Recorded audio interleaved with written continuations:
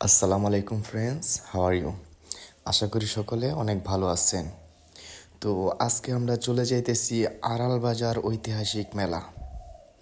এই মেলাতে আমরা আজকে কি কি দেখলাম ঘুরে, চলুন আপনাদের সঙ্গে শেয়ার করি আর উপভোগ করুন আপনারা। Let's go.